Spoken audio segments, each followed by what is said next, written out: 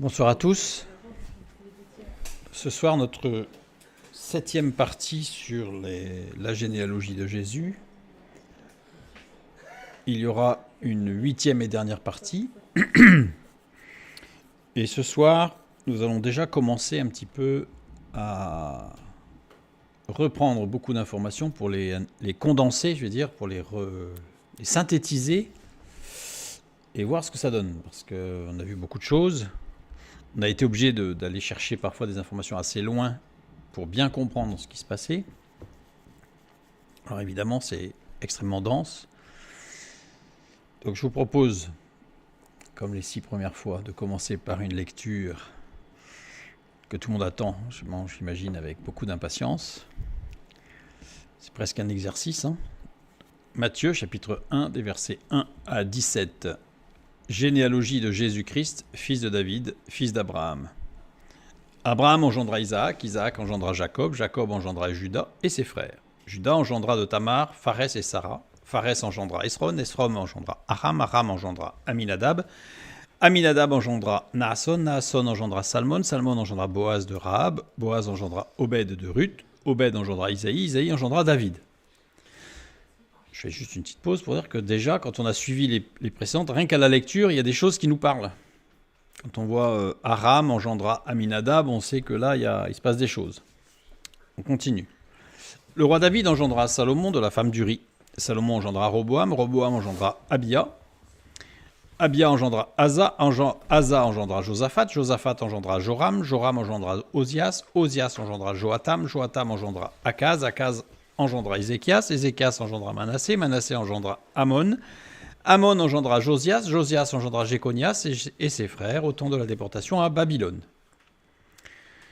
Après la déportation à Babylone, Jéconias engendra Salatiel, Salatiel engendra Zorobabel, Zorobabel engendra Abioud, Abioud engendra Eliakim, Eliakim engendra Azor, Azor engendra Sadok, Sadok engendra Hakim, Hakim engendra Élioud, Élioud engendra Éléazar, Éléazar engendra Mathan, Mathan engendra Jacob, Jacob engendra Joseph, l'époux de Marie, de laquelle est né Jésus, qui est appelé Christ. Il y a donc en tout 14 générations depuis Abraham jusqu'à David, 14 générations depuis David jusqu'à la déportation à Babylone, et 14 générations depuis la déportation à Babylone jusqu'au Christ. Ça, c'est la généalogie donnée par Matthieu. Nous allons lire maintenant la généalogie donnée par Luc, chapitre 3, les versets 23 à 38. Jésus avait environ 30 ans lorsqu'il commença son ministère, étant, comme on le croyait, fils de Joseph, fils d'Élie, fils de Mathat, fils de Lévi, fils de Melchi, fils de Janaï, fils de Joseph, fils de Matthathias, fils d'Amos, fils de Naoum, fils d'Ezli, fils de Nagaï, fils de Mahat, fils de Mattathias, fils de Séméi, fils de Josèche, fils de Joda, fils de Jonan, fils de Réza, fils de Zorobabel, fils de la Salatiel, fils de Néri, fils de Melchi, fils d'Adi, fils de Kosam, fils d'Elmardam, fils d'Er, fils de Jésus, fils d'Eliezer, fils de Jorim, fils de Mathat, fils de Lévi, fils de Siméon, fils de Juda, fils de Joseph, fils de Joram, fils d'Eliakim, fils de Méléa, fils de Ména, fils de Matata, fils de Nathan, fils de David, fils d'Isaïe, fils de Jobed, fils de Boaz, fils de Salmon, fils de Naasson, fils d'Aminadab, fils d'Amin, fils d'Arni, fils d'Hezron, fils de Pharez, fils de Juda, fils de Jacob, fils d'Isaac, fils d'Abraham, fils de Tara, fils de Nachor, fils de Sérouk, fils de Ragaou, fils de Phalek, fils de Béer, fils de Salah, fils de Caïnam, fils d'Arphaxad, fils de Sem, fils de Noé, fils de Lamer, fils de Mathusala, fils d'Enoch, fils de Jaded, fils de Maléléel, fils de Caïnan, fils d'Enos, fils de Seth, fils d'Adam, fils de Dieu. Nous avons lu les 2 généalogies. Nous avions déjà vu que sur les 4 évangiles du corpus néo-testamentaire, seuls Luc et Matthieu abordent la généalogie de Jésus, et il y a des différences notoires. Il y a des différences qui sont des détails, mais il y a des différences qui sont quand même notoires. Nous avons répondu à pas mal des questions que soulèvent les 2 lectures comparatives des deux généalogies. Aujourd'hui, nous allons nous attarder sur la généalogie ascendante chez Luc. Pourquoi ? Et nous n'aurons pas le temps de faire autre chose. Pourquoi cette généalogie est-elle ascendante ? Et celle de Matthieu, elle est descendante. Alors évidemment, on pourrait faire court, mais on va voir que si on creuse un petit peu, on va y découvrir, je dirais, une saveur toute particulière. Matthieu donne une généalogie descendante de Jésus, alors que Luc donne une généalogie ascendante de Jésus. Nous l'avons lu plusieurs fois. Luc est de culture et de logique grecque.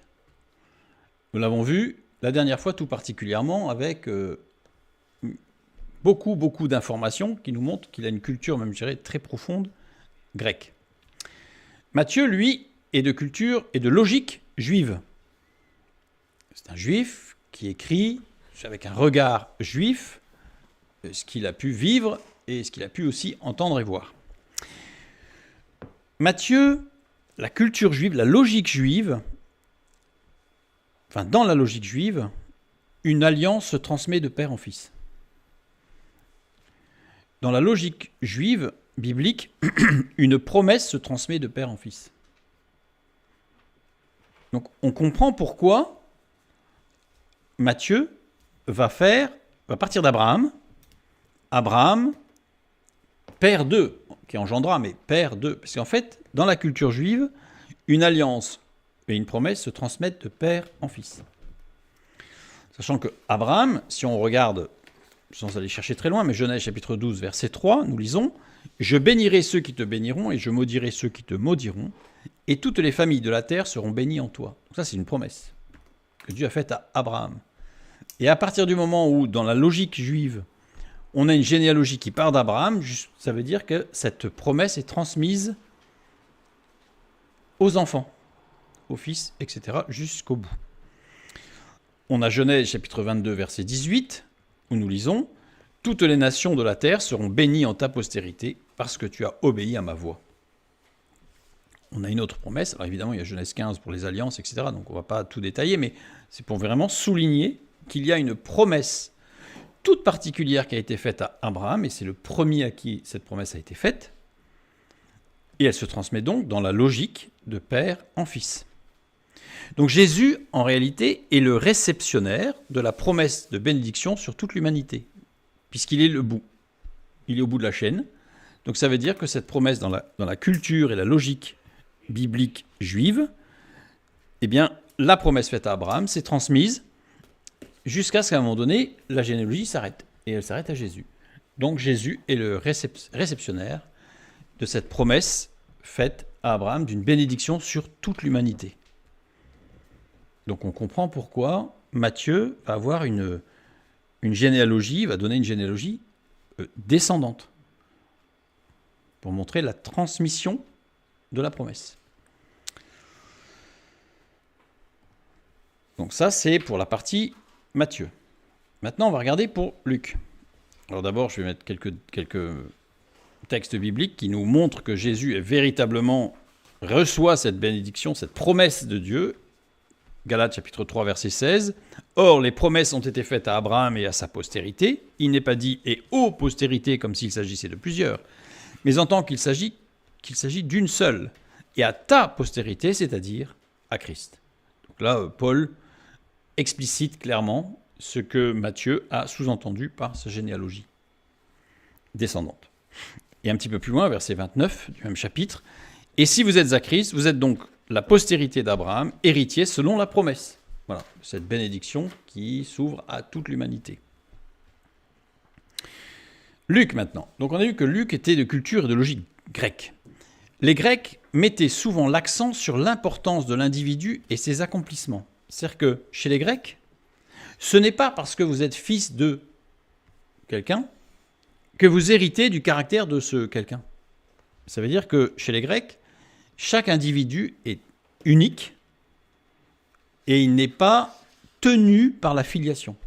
En fait, lui-même doit montrer, prouver quelque chose.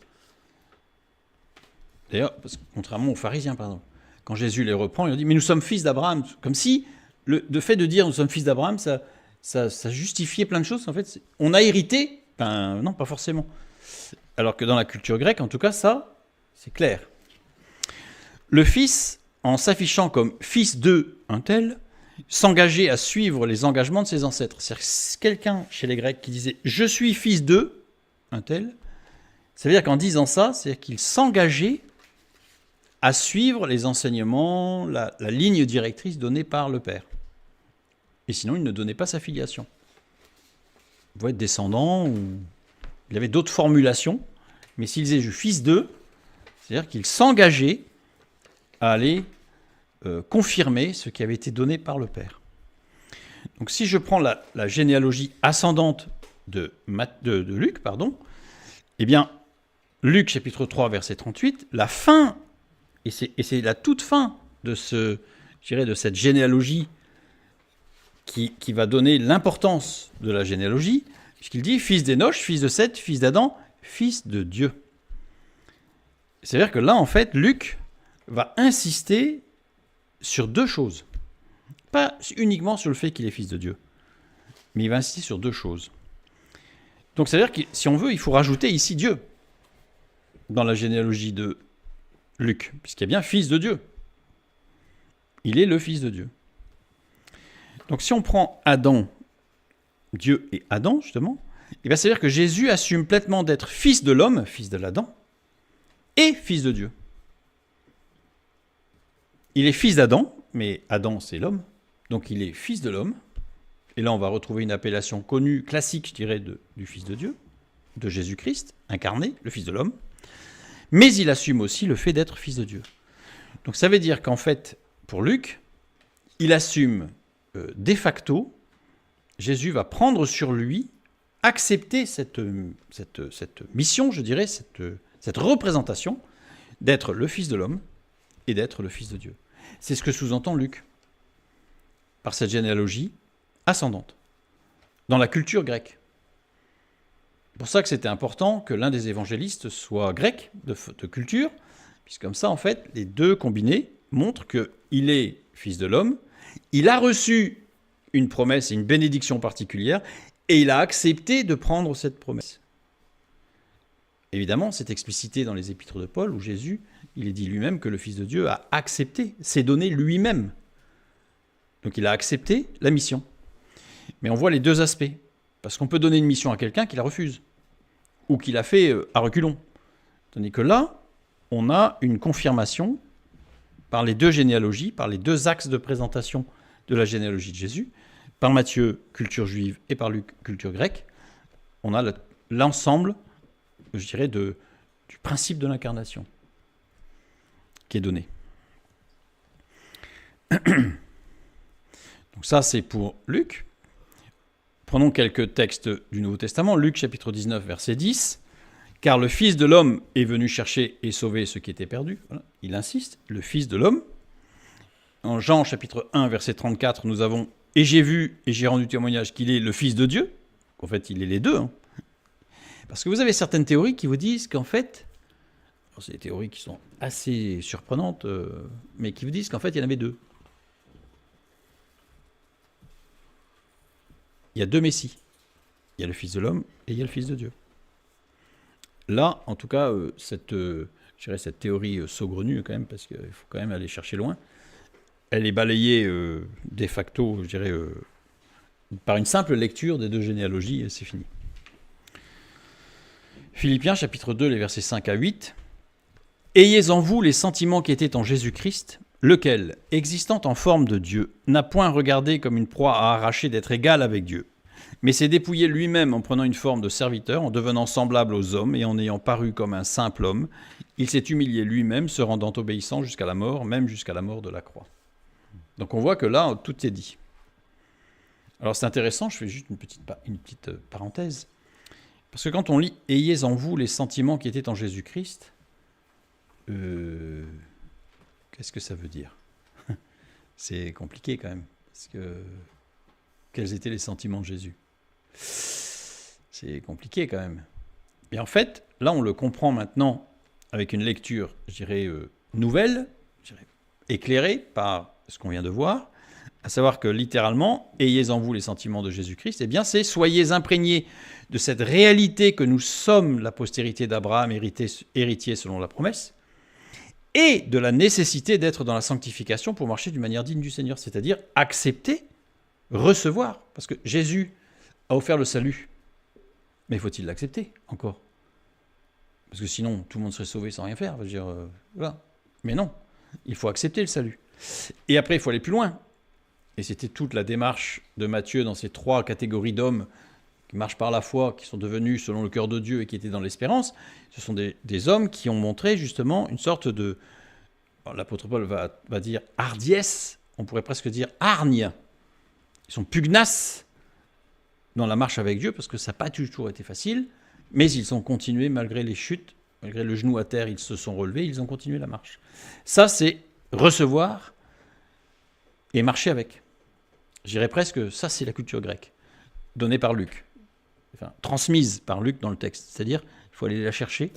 Elle est à portée de notre main, elle nous est donnée, mais encore faut-il la prendre, se l'approprier et marcher avec. Donc, avoir les sentiments qui étaient en Jésus-Christ, c'est ça. Puisque quand on voit la suite du texte, on voit bien qu'il existait en forme de Dieu, il était l'égal de Dieu, mais il est devenu semblable aux hommes. On pourrait formuler ça d'une façon beaucoup plus triviale, c'est-à-dire c'est accepter d'avoir les pieds bien sur terre, je dirais presque même dans la boue parfois, mais la tête et le regard au ciel. C'est cette dualité, cette concentration, cette synthèse de cette dualité qui fait de nous des enfants de Dieu, des disciples de Christ à part entière. C'était la petite parenthèse. Colossiens chapitre 1, verset 10, nous lisons « Pour marcher d'une manière digne du Seigneur et lui être entièrement agréable, portant des fruits en toutes sortes de bonnes œuvres et croissant par la connaissance de Dieu. » Donc si je regarde porter des fruits en toutes sortes de bonnes œuvres, bien ça, je dirais que c'est une réalité concrète sur Terre. Croissant par la connaissance de Dieu, et ça c'est l'aspect justement, la tête qui regarde au ciel. Il y a un détail, si on peut appeler ça un détail, mais qui quand même a soulevé, c'est qu'il est intéressant de remarquer que les longues généalogies ascendantes grecques sont utilisées dans la littérature grecque, bien sûr, pour retracer les origines des héros et l'origine divine de ceux-ci. C'est-à-dire qu'en fait, Luc utilise, pour le Fils de Dieu, je dirais une structure grecque, il est grec de culture, donc il utilise une structure grecque, il écrit à quelqu'un qui est grec, de formation aussi et de culture, et qu'il souligne, je dirais de façon grecque, la divinité du Fils de Dieu. Il le souligne. Il le souligne par cette longue généalogie ascendante qui va jusqu'à Fils de Dieu. Donc maintenant, on comprend en fait les deux orientations des deux hommes que Dieu a utilisés pour montrer deux choses qui ne forment qu'une en Jésus-Christ. Continuons. Donc Matthieu, généalogie ascendante, on l'a déjà vu, qui part d'Abraham, qui sous-entend d'ailleurs ce qui s'est passé avant, depuis Adam. Et puis Luc, cette généalogie ascendante qui part d'Adam et qui remonte jusqu'à Jésus. C'est-à-dire qu'on va dans le sens inverse de Matthieu. Sur Matthieu, nous avions vu que Matthieu décrivait la généalogie en 3 périodes représentées par 3 types de relations avec Dieu. Je vais les reprendre très rapidement parce qu'il va falloir les avoir à l'esprit pour bien comprendre ce qui va se passer pour la généalogie de Luc. Avec une particularité dans cette généalogie de Matthieu, pour David, qui apparaît à la fin de la première période et en début de deuxième période. On l'a vu la dernière fois. Donc c'est-à-dire qu'on a une petite modification ici au niveau de la généalogie, ce qui permet d'avoir 14, 14, 14. Sinon on n'a pas les 14, 14, 14. Nous avions vu que la première période représentait les hommes qui marchaient par la foi, qui ont marché par la foi. La deuxième période, est représentée par 14 hommes qui ont pour caractéristique d'avoir été des hommes devenus selon le cœur de Dieu. Et enfin, la troisième période, c'est ceux qui sont dans l'espérance d'un rétablissement de l'autorité de Dieu sur terre. Dieu montre sa souveraineté absolue par les noms qui ont été donnés à chaque génération, dans chaque période, c'est ce que nous avons vu la dernière fois, c'est-à-dire qu'avec le sens de chaque nom dans l'ordre, eh bien on obtient en fait une sorte de message particulier qui montre que Dieu est le maître du temps, maître des moments, maître des existences, maître des vies, maître de toutes choses, et que quoi que l'on fasse, quoi que l'on dise, c'est le plan de Dieu qui s'accomplit, point. Après, on peut le faire en maugréant, en serrant les dents, on peut le faire avec joie en ouvrant les yeux et en regardant les merveilles de Dieu, ça c'est autre chose. Ça, c'est l'acceptation ou le refus. Mais dans tous les cas, c'est le plan de Dieu qui s'accomplit. Point. Je fais une petite parenthèse, je donne toujours cet exemple. Vous imaginez dans une famille, 2 enfants, on va appeler 2 jumeaux, voilà, comme ça, ils sont au même âge, etc. Et puis, les parents décident d'aller se promener.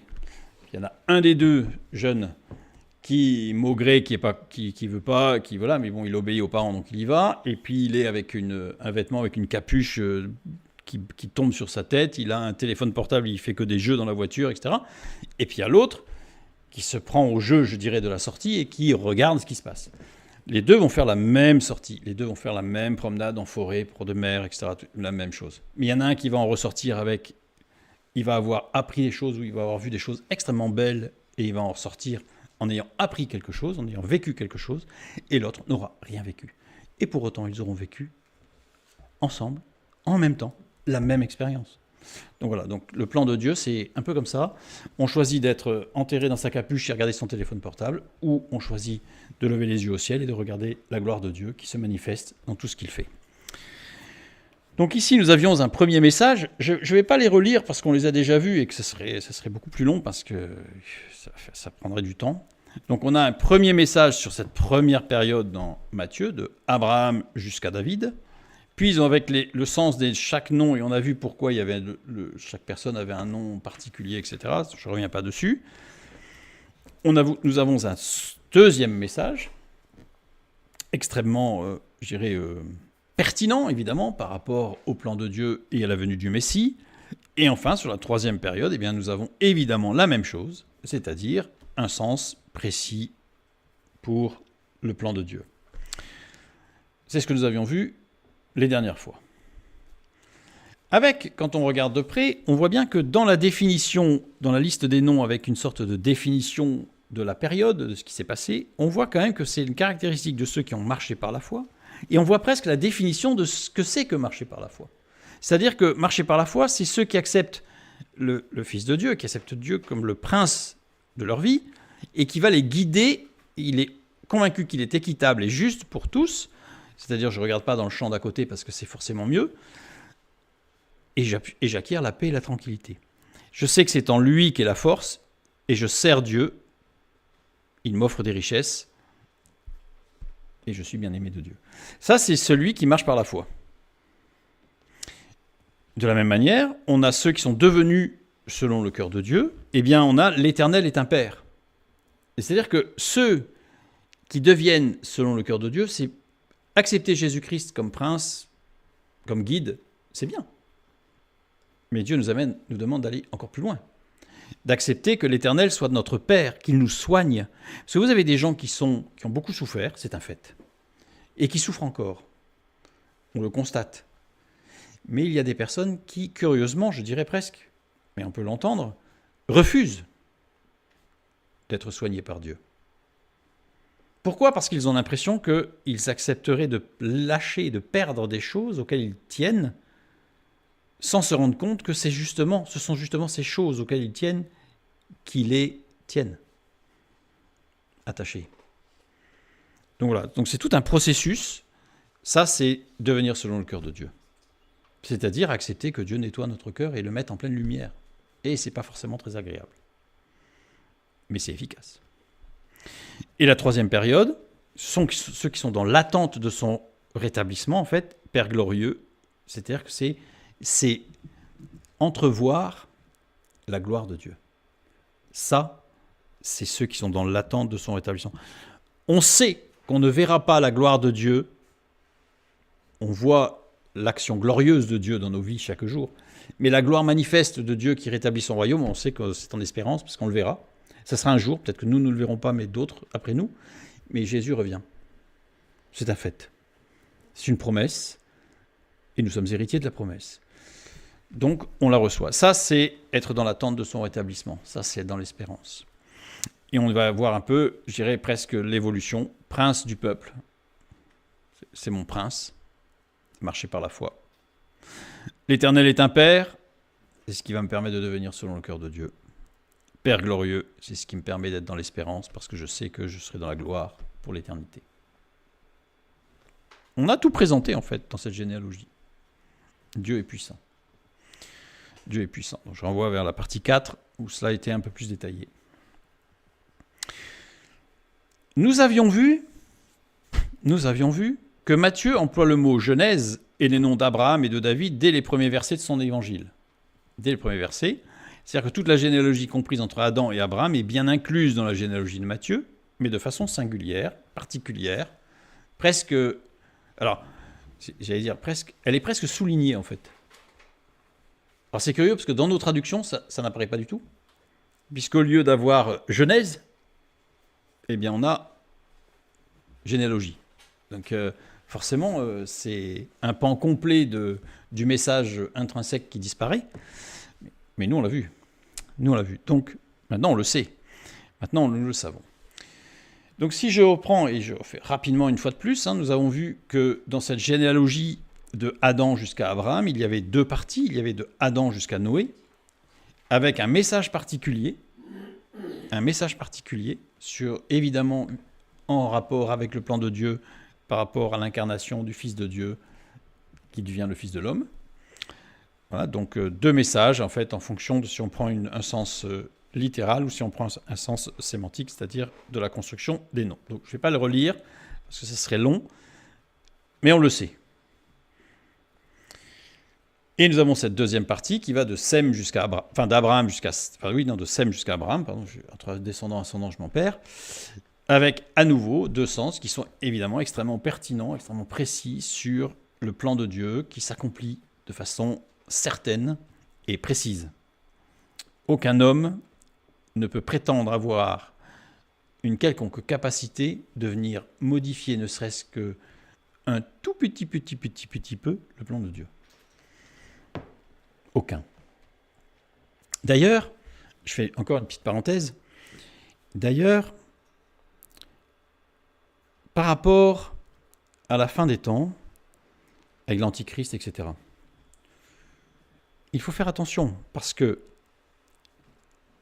l'Antichrist, ou tous ceux qui sont, je dirais, en opposition à Dieu, formels, c'est-à-dire que même pas inconscients, mais qui sont conscients de ce qu'ils font, ils connaissent le plan de Dieu parce qu'ils connaissent la parole de Dieu. Ils ne connaissent pas tout, mais ils connaissent le plan de Dieu.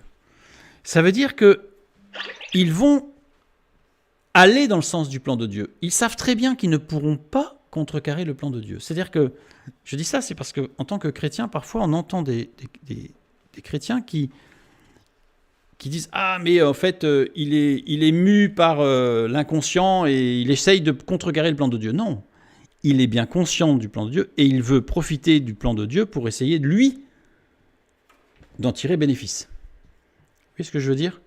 Donc, le plan de Dieu s'accomplit et je dirais que les ennemis de Dieu le savent très très bien. Et ce qu'ils veulent faire, c'est l'utiliser pour essayer de surfer, si je peux me permettre, de surfer sur le flot que Dieu conduit. Ceux qui ne sont peut-être pas tout à fait conscients, c'est qu'en réalité, en faisant ainsi, ils sont aussi entre les mains de Dieu et ils ne font que le plan de Dieu. Donc, c'est-à-dire qu'ils ne s'en sortent pas, en fait. Voilà, je ferme la parenthèse. Donc voilà, donc nous avions vu qu'il y avait un message intrinsèque entre Adam et Noé, puis entre Sem et Abraham, et qui est évidemment très pertinent par rapport à la venue du Fils de Dieu. Peut-on aussi trouver une cohérence associative ou thématique, comme on l'a fait pour Matthieu, dans la généalogie de Luc? C'est une question. Parce que nous avons vu que les deux généalogies sont différentes. Pourquoi ? Parce que Matthieu ne fait pas une généalogie, ni royale d'ailleurs. Parce qu'on a vu qu'il y a des rois qui ont sauté, enfin il y a des raisons, hein, on l'a vu, ni strictement, je dirais, génétique, alors que Luc, lui, donne une généalogie strictement génétique, sans chercher à des lignées royales ou pas. D'accord ? Mais peut-on trouver dans Luc la même chose que dans Matthieu ? Parce que Matthieu, nous avons été conduits au travers des petites, comme je dis, des petites aspérités du texte qui nous amènent à se dire, tiens, il se passe quelque chose. Est-ce qu'on peut faire la même chose avec Luc ? C'est une question, c'est la question que je me suis posée. Reprenons Luc, toute la généalogie de Luc. Donc on sait que si je vais de Adam jusqu'à Noé, là je vais retrouver le même message que ce que nous avons vu pour Matthieu, puisque ce sont exactement les mêmes personnes, avec les mêmes noms, donc il n'y a aucun problème. Donc on va retrouver les deux messages intrinsèques qui sont donnés par cette première généalogie de Adam jusqu'à Noé. Ça, pas de problème. On l'entend bien. Si je mets maintenant de Sem jusqu'à Abraham, on va avoir exactement la même chose. C'est-à-dire que puisque ce sont les mêmes noms, les mêmes lignées, donc on a le même message intrinsèque. Donc jusque-là, je dirais rien de surprenant maintenant, on le sait. Cependant, ça peut nous laisser quand même entendre que la suite serait un peu dans la même logique. N'est-ce pas? Parce que les deux sont inspirés par Dieu, par l'Esprit, et on sait que Dieu est d'une précision qui nous dépasse complètement. Donc c'est une précision infinie en fait. Donc, on va regarder ce qui va se passer de Abraham à David. Alors de Abraham à David, on l'a vu chez Matthieu. On l'a vu chez Matthieu, mais on a vu la dernière fois qu'il y avait quand même un petit souci parce que Luc a un nom en plus. Donc je ne l'ai pas mis en bleu ici, je ne l'ai pas surligné parce que celui-là, il n'apparaît pas chez Matthieu. Donc sans celui-là, sans ce nom-là, donc dans la généalogie de Matthieu, et on a vu pourquoi il n'y était pas, hein, ça c'est pas le sujet, et nous avions vu qu'il y avait un premier message, on l'a vu tout à l'heure, caractérisé par les hommes qui ont marché par la foi, et avec un message intrinsèque, Père d'une multitude, il rit, le supplanteur, c'est celui qui va remplacer, etc., Dieu sera loué, a ouvert une brèche hautement protégée, qui était la mort, il a vaincu la mort. Nous avions vu que Admin, c'était Aram pour l'hébreu, Aram dans Matthieu, c'est-à-dire que Luc a donné le nom de Admin à celui qui chez Matthieu s'appelle Aram, et qui dans l'Ancien Testament s'appelle Ram. On l'a vu, je ne reviens pas dessus. Donc Aram, en grec ou en hébreu, c'est haut élevé par Dieu, avec une insistance par rapport au Aleph souligné. Donc le Aram, avec l'esprit doux, rude. Faisons un petit détour de ce que nous avions vu. Nous avions vu que Admin, Admin en grec avait un sens très particulier. Le sens, c'était que il désignait quelque chose qui était extrait d'un ensemble, mais qui était indépendant, qui n'était pas qu'un bout de l'ensemble, extrait de l'ensemble, mais qui avait sa propre individualité, qui était une émanation, une manifestation de cet ensemble, et qui a pris une forme déterminée, figurative, accessible. Donc ça veut dire qu'en fait, on a quelqu'un qui nous décrit l'incarnation du Fils de Dieu. Ce nom désigne l'incarnation du Fils de Dieu, désigne l'une des choses les plus extraordinaires que Dieu ait pu faire dans la création, c'est-à-dire l'incarnation. Donc je vais l'intégrer dans notre réflexion pour Admin. Nous avions vu que Arni désigne l'agneau qui va à la boucherie. C'est un agneau particulier, c'est pas le jeune agneau comme ça qui gambade dans les champs, c'est celui qui a été préparé, qui est prêt à aller à la mort. Donc, je ne peux pas dire ici hautement protégé, puisque je n'ai pas le sens littéral de Aram. Aram, ça veut dire hautement, élevé par Dieu, donc protégé par Dieu, par des murs, par des murailles. C'est le sens de l'ensemble du texte. Donc ici, je ne peux pas mettre cela, parce que ce n'est pas ce nom-là, c'est autre chose, c'est Admin.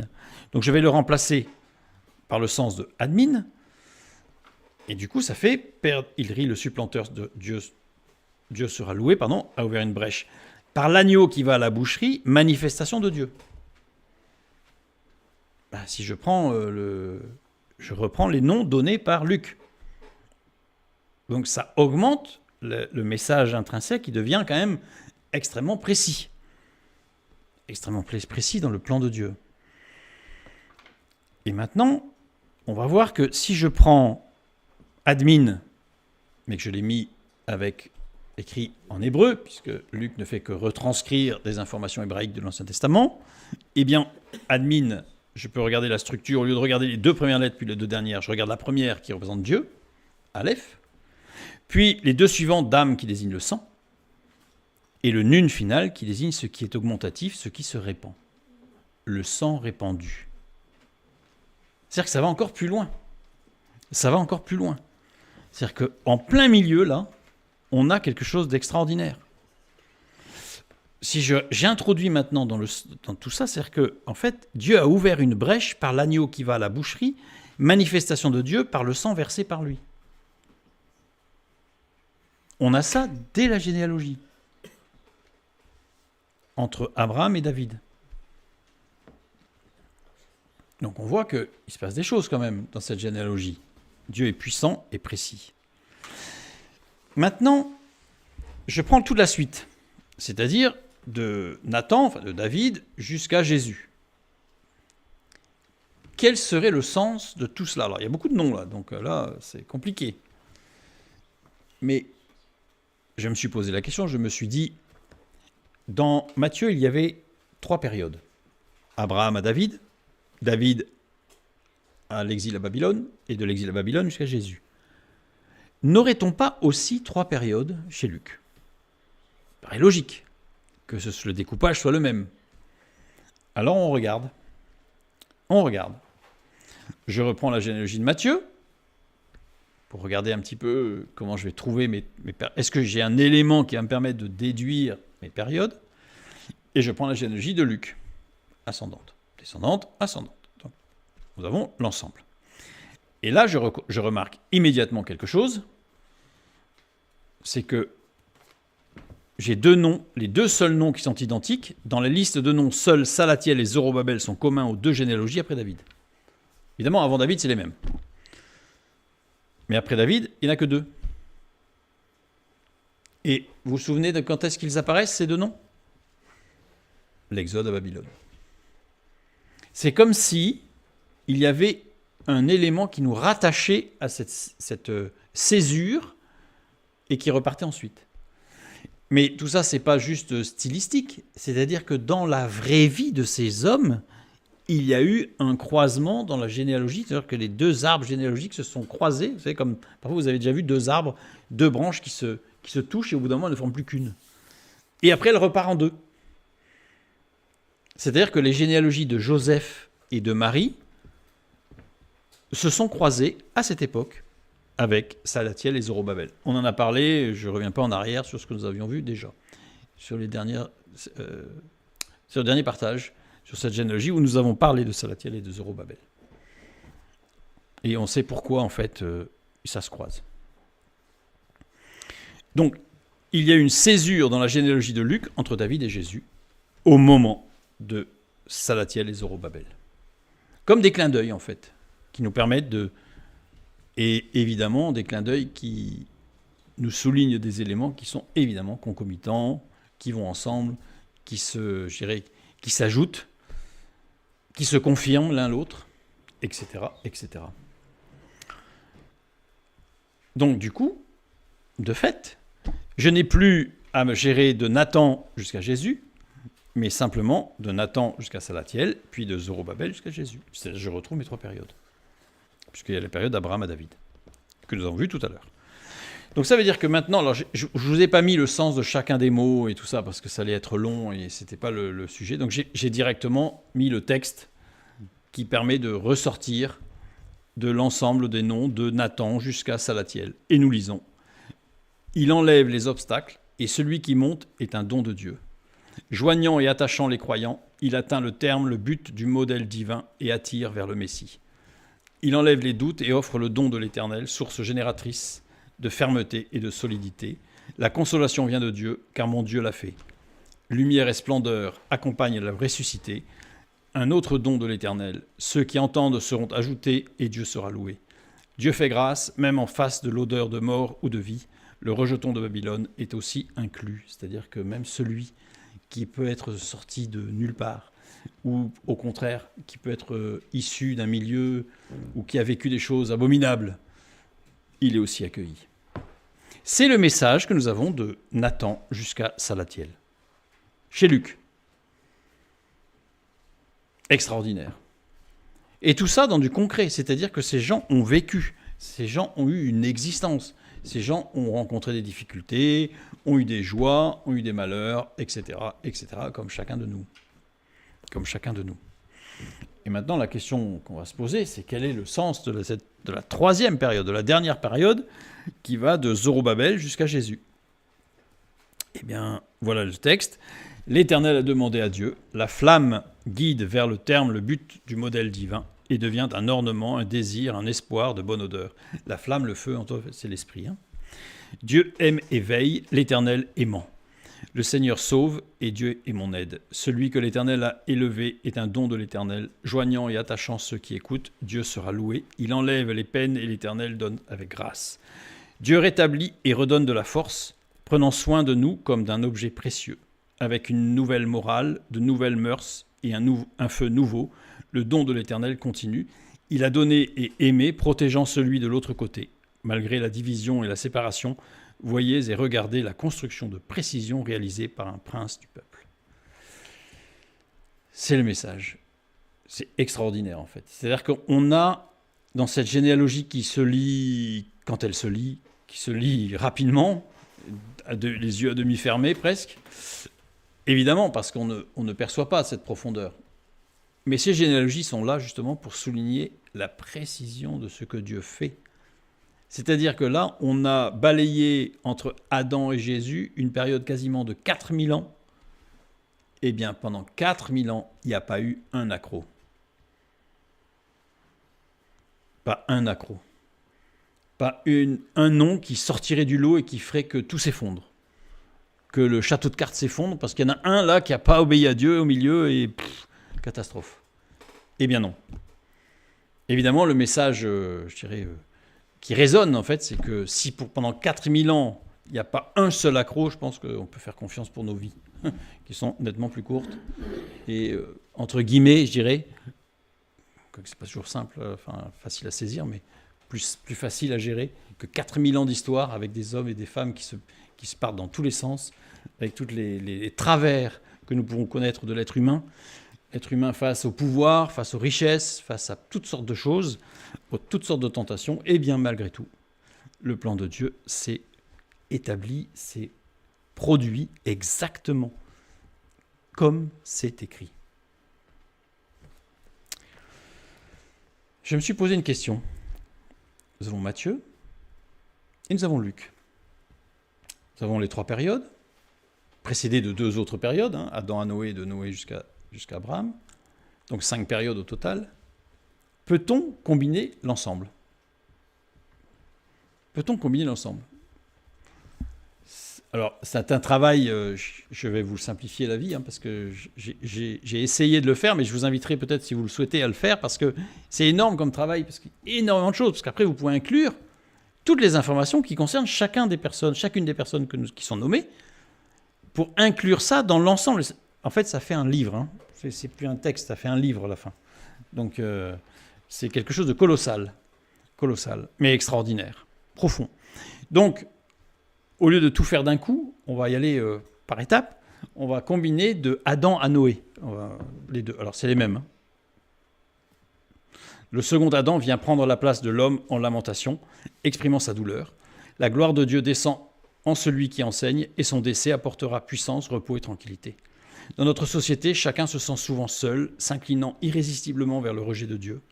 Ça, c'est la loi du péché, ça, qui nous amène à nous éloigner de Dieu. Un cri puissant de terreur se transmet de génération en génération, résultat des forces ténues et insaisissables qui s'opposent, tendant chacune vers un but précis, mais non clairement défini. Cependant, le Messie avance dans la souffrance pour rassembler. Il initie un mouvement vers la renaissance. En tant que modèle, il réunit et unit. Il est le guide vers le repos. Ça, c'est le message, déjà, des premières générations de Adam à Noé. C'est le message... Alors, il faut remettre un petit peu presque dans son contexte. Alors, je le fais très vite, mais je vous inviterai, si vous le souhaitez, à le faire. C'est le message qui ressort de générations qui vont aller de mal en pis pour aller jusqu'au déluge parce que c'était catastrophique. On aurait pu imaginer que... Ah non, mais c'est raté. Bon. Certains le disent d'ailleurs. Ils disent que le déluge, c'est parce que Dieu a raté. J'ai lu ça parfois. Ça me fait rire, rire jaune, parce que pour qu'on puisse affirmer de telles choses quand même. Voilà, donc Dieu avait... Bon, non, c'était un coup d'essai, là, donc hop, allez, on met un coup d'éponge sur le tableau, on efface tout et on recommence. Non. Ce qu'on voit là nous montre que non. Mais que par contre, c'est une démonstration que l'homme qui ne veut pas de Dieu s'éloignera inexorablement de l'équilibre pour sombrer dans une déchéance qui fera de lui un être inférieur aux animaux. C'est ce qui est donné dans la Genèse comme information dès la création. Ça, c'est de Adam à Noé. Alors après, on va faire la même chose, évidemment, de Noé à Abraham. Et on lit ce message extraordinaire. La renommée de celui qui a été protégé de la corruption se manifeste de l'autre côté de la séparation, la mort. Voyez, regardez la construction de précision de celui qui est la paix. Il demeure père d'une multitude. L'omniprésence de Dieu est la source de toute croissance. L'omniprésence est la source de toute croissance. C'est-à-dire que tout végétal qui pousse, c'est parce que Dieu est là. Tout animal qui grandit, c'est parce que Dieu est là. Tout être humain qui grandit, qui naît, il va naître, puis qui grandit, puis qui devient adulte, etc., c'est parce que Dieu est là. Parce que Dieu fait pleuvoir sur les justes et les injustes. C'est parce que Dieu donne le souffle de vie aux justes et aux injustes. C'est l'omniprésence de Dieu qui permet de croître, la croissance, toute croissance, physique, intellectuelle, tout ce que vous voulez. L'espérance dans le sommeil, la mort, rappelle la vacuité matérielle des actions terrestres, donc le vide des actions terrestres, c'est rien, on n'amène rien avec nous. La parole tranche et juge, avec un P majuscule, elle libère par sa stabilité, sa justesse et son arrangement parfait. Le repos est et sera dans l'esprit qui demeure éternellement. Sa volonté efficiente est le principe créateur de Dieu, rendant visible de façon éclatante à tous. Ça, c'est de Noé jusqu'à Abraham. Donc, c'est les deux premières périodes, je dirais, presque les plus simples. Et en combinant les deux généalogies, maintenant, sur les trois périodes entre Noé et Jésus. Alors, j'ai essayé de faire un condensé, forcément, tout ne va pas y être. Enfin, j'ai essayé de faire une synthèse. Voilà. Pas simple. D'Abraham à David. La première période est représentée par 14 hommes qui ont pour caractéristique d'avoir marché par la foi. Père d'une multitude, il rit, le supplanteur, Dieu sera loué, a ouvert une brèche, donc ça c'est Jésus qui a ouvert une brèche sur la mort, par l'agneau qui va à la boucherie, manifestation de Dieu par le sang versé, prince du peuple, il est le guide équitable et juste pour tous, en lui paix et tranquillité résident. En lui se trouve la force, il sert Dieu, le Fils de Dieu va servir Dieu le Père, richesse offerte, et est bien-aimé de Dieu, celui-ci est mon Fils bien-aimé en qui j'ai mis toute mon affection, que dira Dieu à Jésus lors de son baptême. Ça, c'est d'Abraham à David. De David à l'Exode à Babylone, Salatiel et Zorobabel. La deuxième période est caractérisée par des hommes devenus selon le cœur de Dieu. Le bien-aimé, parole de paix, rend libre. L'Éternel est un père qui soigne et plaide pour sa cause. Il est la force de celui qui l'a élevé. L'Éternel est droit, vrai et fidèle. Il soutient celui qui lui appartient, et il oublie et efface, transformant ceux qu'il guérit en ouvriers de douceur et de paix. Remarquez que la période d'Abraham à David mentionne essentiellement Dieu dans sa justice et sa puissance, et ensuite on va passer à l'Éternel, Dieu qui manifeste sa grâce et son amour. Donc on voit bien tout le plan de Dieu en fait, parce que la justice de Dieu se manifeste, raison pour laquelle le Fils de Dieu est mort, parce qu'il a pris sur lui nos péchés. La justice de Dieu s'est accomplie sur lui, ça aurait dû être sur nous. Donc c'est d'abord la justice de Dieu qui s'accomplit. Mais la grâce et la puissance de Dieu qui se manifestent dans l'amour, c'est la résurrection. Qui nous permet à nous d'avoir accès à la gloire. De l'Exode à Babylone jusqu'à Jésus. La troisième période, donc j'ai pris première, deuxième, troisième, je n'ai pas compté les deux premières, bien sûr, sinon on fait 3, 4, 5. J'ai repris ce que nous avions vu pour Matthieu. La troisième période est marquée par des hommes qui ont vécu dans le souvenir du royaume de Juda en attendant son rétablissement. L'Éternel établira, rejetons de Babylone. L'Éternel a demandé à Dieu le Père glorieux pour la lumière qu'il conduit à l'espérance dans le Dieu majestueux et glorieux. On voit que ici, il y a d'autres passages dans l'Ancien Testament où on voit l'Éternel qui parle à Dieu. Parce qu'en fait, l'Éternel, c'est l'un des attributs, l'amour, c'est l'un des attributs du Fils de Dieu, justement. Ce qui est mis en avant ici. Celui que Dieu a établi, qui se fortifie par l'Esprit Saint, est juste et droit. Dieu le protège et le secourt. La mort est donnée par le supplanteur, mais l'Éternel enlève, car il est salut. Car il est salut. c'est tout le message de toutes ces... Alors, ça fait beaucoup, hein. J'entends bien que c'est impossible, comme ça, sur une simple lecture, en quelques minutes, de se dire oh, « je me rappelle de tout, c'est quand même formidable ». Et faire la synthèse de tout ça, c'est extrêmement complexe. Ce que l'on peut retenir dans tous les cas, c'est que la précision de la puissance de Dieu est renversante. Parce que ce sont des êtres humains qui ont vécu. Et ils ont vécu sans se rendre compte qu'ils étaient des maillons actifs du plan de Dieu. Et il en est de même pour chacun de nous. C'est-à-dire que parfois on peut se demander « mais je ne sers à rien. Je ne fais pas grand-chose. Je voudrais faire, mais je ne fais rien. » Mais le fait de pouvoir dire que vous faites partie du plan de Dieu. Vous êtes dans le maillon. Vous êtes un des maillons. Et là-haut, on découvrira tout ce que Dieu a fait au travers de nous. Même quand on a l'impression qu'on ne fait rien. Même quand on a l'impression qu'on ne fait rien. D'ailleurs, c'est pour ça que beaucoup de ces personnes qui nous sont données, en fait, on a de leur vie, on n'a rien. On n'a quasiment rien. Quelques-uns, on a des choses. D'ailleurs, c'est là que c'est intéressant d'aller chercher pour voir dans le plan de Dieu ce que ça donne. Mais voilà. Quelle précision. Maintenant, si je fais globalement, je vais essayer de faire... parce que, je dis, c'est tellement riche que c'est très difficile. Très, très difficile. Donc, je me suis un peu... j'ai essayé, voilà. Il enlève les obstacles et celui qui monte est un don de Dieu. Joignant et attachant les croyants, il atteint le terme, le but du modèle divin et attire vers le Messie. Il enlève les doutes et offre le don de l'Éternel, source génératrice de fermeté, de solidité. La consolation vient de Dieu, car mon Dieu l'a fait. Lumière et splendeur accompagnent le ressuscité. Un autre don de l'Éternel. Ceux qui entendent seront ajoutés et Dieu sera loué. Dieu fait grâce, même en face de l'odeur de mort ou de vie. Le rejeton de Babylone est inclus. Ce qu'on a lu tout à l'heure. L'Éternel a demandé à Dieu, la flamme guide vers le terme le but du modèle divin. C'est l'esprit qui guide, devenant un ornement, un désir et un espoir de bonne odeur. On voit toute la progression. Il y a un guide, puis ça devient quelque chose que l'on peut admirer, regarder, puis ça devient un désir, puisqu'on veut, et puis à la fin, c'est l'espoir de bonne odeur, parce qu'on est rentré dans la dynamique. Dieu aime et veille, l'Éternel aimant.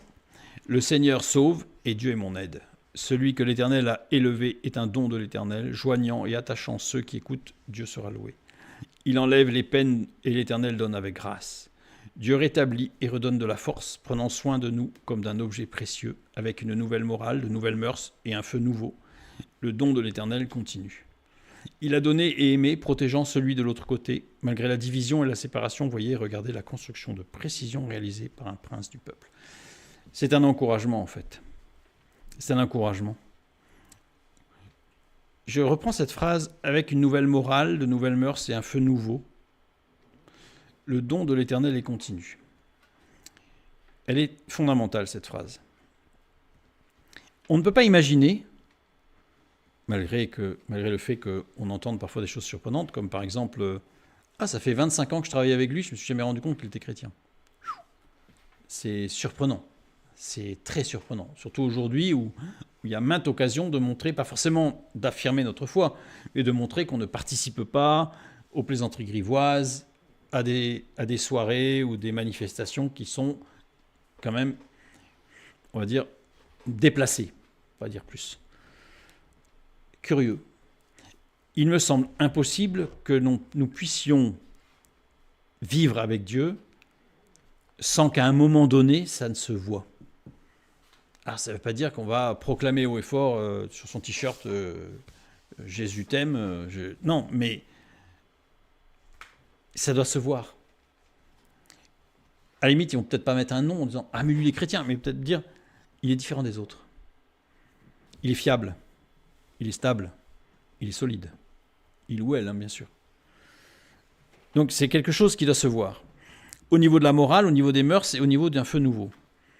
Mais en même temps, le don de l'Éternel continue. C'est quelque chose de continu. C'est pas du jour où je me suis converti, ma morale devient parfaite, mes mœurs deviennent formidables. Donc c'est extraordinaire, ça y est, je suis un saint. Donc j'ai plus besoin de chaussures, mes pieds touchent plus par terre, c'est formidable. Non, c'est quelque chose, c'est un continuum. Alors évidemment, c'est un continuum pour nous, mais c'est aussi un continuum pour mon frère ou ma sœur. C'est-à-dire que attention au regard que j'ai sur eux, parce que eux aussi sont dans un processus continu. Et c'est leur problème s'ils n'avancent pas assez vite. Par contre, ça va vite devenir mon problème si je commence à juger mon frère ou ma sœur. C'est Dieu qui conduit, c'est Dieu le maître. Regardons à nous-mêmes. Et veillons à rester dans ce continuum, dans cette progression continue par la sanctification, l'édification, l'écoute de la parole de Dieu, la prière, la foi, enfin bref, la dynamique du chrétien. Tout simplement. Enfin, tout simplement, c'est un vaste programme en même temps, mais en tout cas, la définition du programme n'est pas complexe. Donc, nous avons répondu à cette question de généalogie descendante-ascendante. Nous avons vu qu'en fait, les deux sont totalement superposables, mais en même temps supplémentaires, c'est-à-dire qu'elles ont des choses en commun et qu'elles en rajoutent chacun dans un axe d'une vision différente, ce qui est extrêmement enrichissant, bien sûr, et ce qui aurait été impossible par une seule généalogie donnée par un seul évangéliste. Donc c'est pour ça qu'on a les deux. Tout simplement. La prochaine fois, qui sera le dernier partage que nous ferons sur les généalogies, bien que, comme je le disais en préambule avant, il y aurait bien d'autres choses à dire encore, parce qu'on n'a pas du tout dit tout ce qui était tous les petits accros du texte qui nous permettraient d'aller encore plus loin. Mais la prochaine fois, nous arrêterons tout particulièrement sur pourquoi 3 fratries chez Matthieu, et pourquoi Luc place la généalogie entre le récit du baptême et celui de la tentation au désert. Pourquoi il n'a pas commencé? Parce que c'est vrai qu'on pourrait imaginer que ce serait tellement logique de commencer par la généalogie avant de commencer le récit, pour comprendre d'où il vient. Non, c'est plus tard. Alors ça, on verra ça la semaine prochaine. Que Dieu vous bénisse et à bientôt.